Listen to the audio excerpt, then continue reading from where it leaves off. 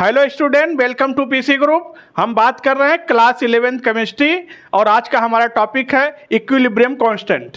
किसी भी रिएक्शन का इक्विलिब्रियम कांस्टेंट कैसे लिखते हैं, इक्विलिब्रियम कांस्टेंट का एक्सप्रेशन क्या होता है, केसी क्या होता है, केपी क्या होता है, केसी और केपी लिखने का तरीका क्या होता है किसी पर्टिकुलर रिएक्शन को।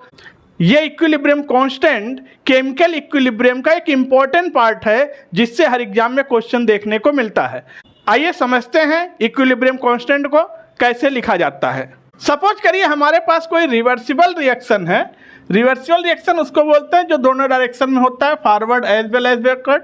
ये हमारे पास कोई रिवर्सिबल रिएक्शन है, A + B gives C + D। अगर आप इस रिएक्शन को देखिए तो ये है रेट ऑफ फॉरवर्ड रिएक्शन जो आगे जा रही है, ये है rate of backward reaction. Rate of forward reaction के लिए ये रिएक्टेंट है और रेट ऑफ बैकवर्ड के लिए ये रिएक्टेंट है। अगर हम कहें कि ये rate of forward reaction directly proportional है concentration of A and product of concentration of B। वहीं पर रेट ऑफ बैकवर्ड रिएक्शन की बात करें तो rate of backward reaction directly proportional है concentration of C and concentration of D। और हमें पता है मैथमेटिक्स में प्रोपोर्शनलिटी हटाना है तो कोई कांस्टेंट लाना है, यानी इसको हम ऐसे लिख सकते थे कि rate of forward reaction is equal to KF concentration of A and concentration of B। और इसके लिए लिख सकते हैं rate of forward reaction is equal to KB concentration of C and concentration of.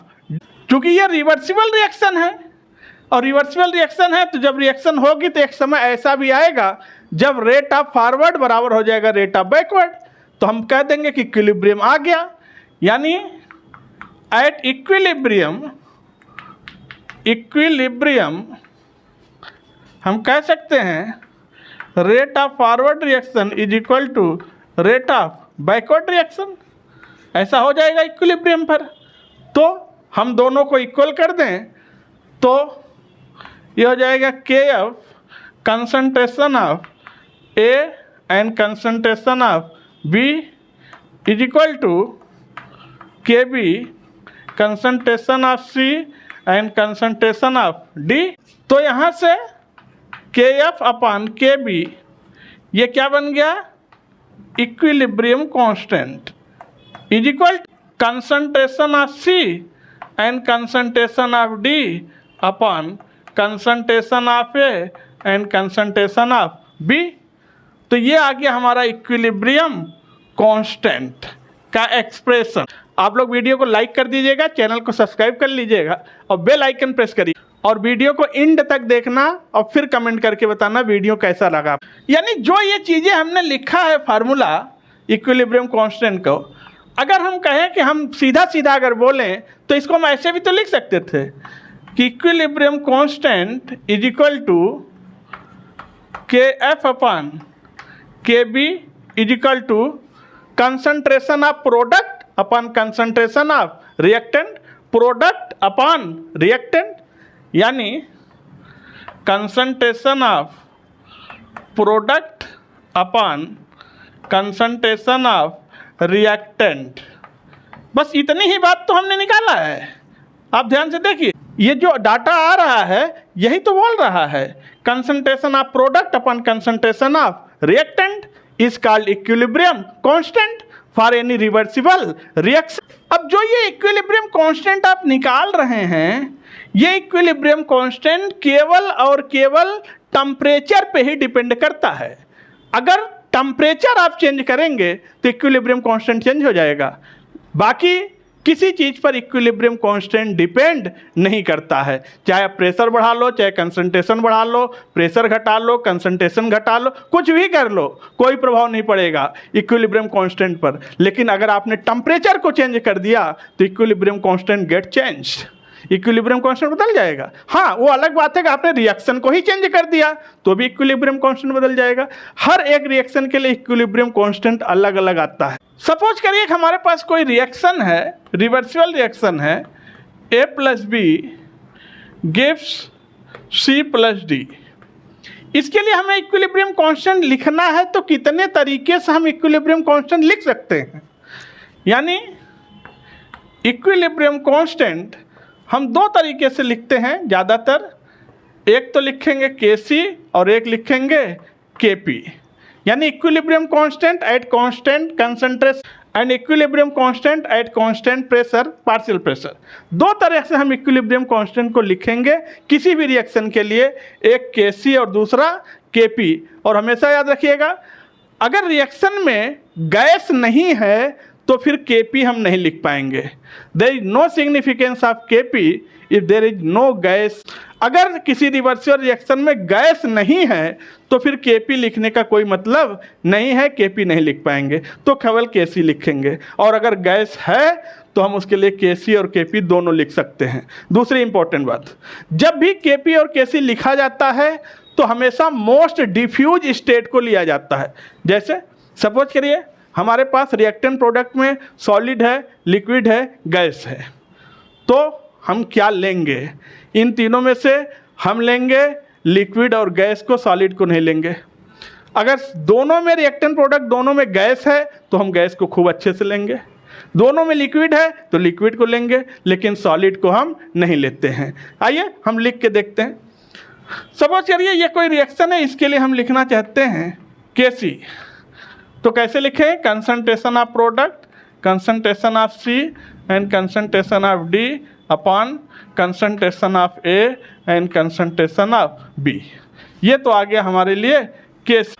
तो Kp equal to partial pressure of C into partial pressure of D upon partial pressure of A into partial pressure of B। यहाँ से आगे जब भी reactant या product में कोई स्टोइचियोमेट्रिक constant लगा होगा तो उसको हम पावर पे फेंक देंगे, वो भी हम आपको लिख के दिखाते हैं।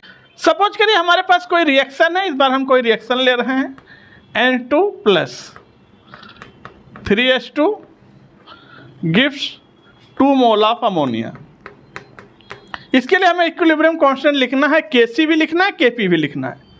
ये क्या होता है? नाइट्रोजन गैस, हाइड्रोजन क्या होता है? गैस, और अमोनिया क्या होता है? गैस। ये बात सबको पता है।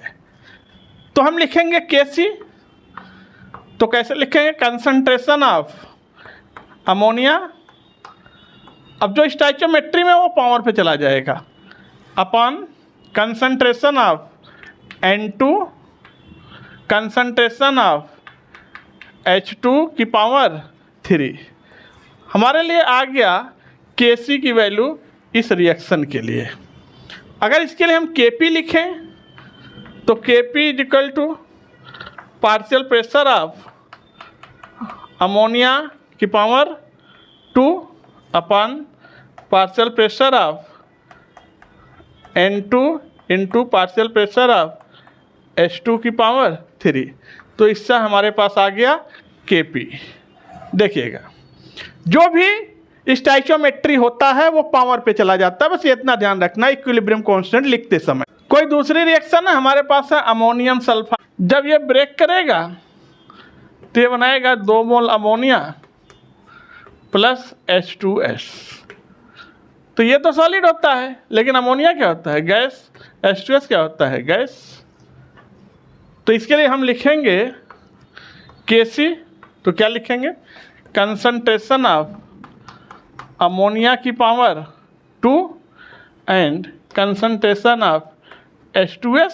बस इतना ही Kc आएगा, ध्यान रखिएगा, क्योंकि अब हम इसको नहीं ले सकते क्योंकि ये सॉलिड है।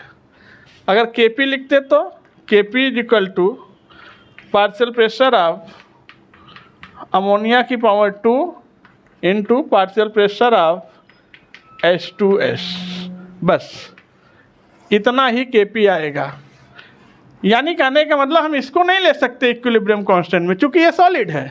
सपोज करिए कोई दूसरी रिएक्शन ले रहे हैं, यह है एसिटिक एसिड ये रिएक्शन कर रहा है एथिल अल्कोहल से, तो ये प्रोडक्ट बना रहा है CH3COO C2H5 यानी ईस्टर, और बन गया वाटर। एस्टरिफिकेशन की रिएक्शन है। इस रिएक्शन के लिए इक्विलिब्रियम कांस्टेंट लिखेंगे, क्योंकि हमें पता है एस्टिक एसिड लिक्विड होता है, एथिल अल्कोहल भी लिक्विड होता है, ईस्टर भी लिक्विड होता है, और पानी तो लिक्विड होता ही है, वाटर। यानी इस रिएक्शन में कोई गैस नहीं है, तो यानी कहने का मतलब Kp निकलना मुश्किल है, Kp नहीं निकलेगा। लेकिन क्या निकलेगा? Kc निकल जाएगा। कैसे? Concentration of CH3COO C2H5 and concentration of H2O upon concentration of CH3COOH and concentration of C2H5OH। लीजिए Kc आ गया। लेकिन इसी रिएक्शन के लिए अगर हम Kp निकालें तो Kp नहीं निकलेगा, क्योंकि Kp तभी निकलता है जब रिएक्शन में गैस हो। तो बच्चों इस तरह से किसी भी रिएक्शन में इक्विलिब्रियम कांस्टेंट निकालते हैं, Kc निकालते हैं, Kp निकालते हैं। आज के वीडियो में यहीं पर रखते हैं। आप लोग वीडियो को लाइक कर दीजिए, चैनल को सब्सक्राइब कर लीजिए और बेल आइकन प्रेस करिएगा, और एक प्यारा सा कमेंट करके बताइए वीडियो आपके लिए कितना इंफॉर्मेटिव हुआ।